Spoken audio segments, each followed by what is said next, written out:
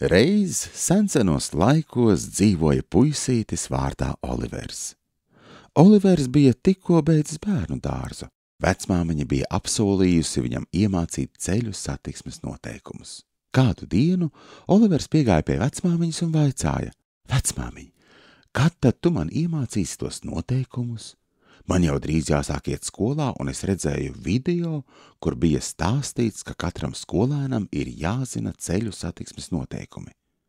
Labi, Oliver, iemācīšu es tev noteikumus šodien. Ģērbies un iesim ārā, vecmāmiņa atbildēja. Olivers un vecmāmiņa saģērbās un gāja ārā.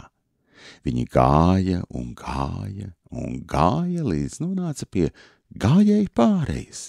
Olivers jau uzreiz skrēja pāri, bet vecmāmiņa viņu apstādināja. Oliver, stop! Mēs neskriesim pāri ielai, kad ir sarkanā gaisma. Re, apstājies, vai redzi to sarkano gaismu? Skaidroja vecmāmiņa. Olivers atbildēja: Jā, redzu gan. Atceries šo teikumu: sarkans stāvi, zaļš ej pāri. Tas tev palīdzēs, izskaidroja vecmāmiņa.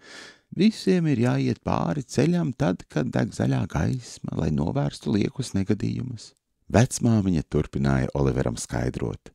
Vispār mēs ielām pāri neskrienam, un atceries, lai vai deg zaļā gaisma, vienmēr apskaties pa kreisi un pa labi. Drīz vien jau iedegās zaļā gaisma, un viņi devās pāri. Kad viņi pārgāja pāri, Olivers pamanīja cilvēku, kurš brauc uz riteņa bez ķiveres.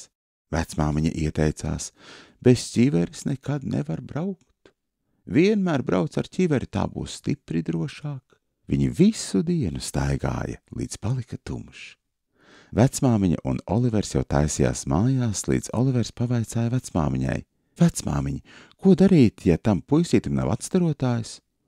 Viņam tad noteikti vajadzīgs atstarotājs, bet tagad ejam mājās un izcepsim pankūkas. Kad ārā ir tumšs, vienmēr lieto atstarotāju.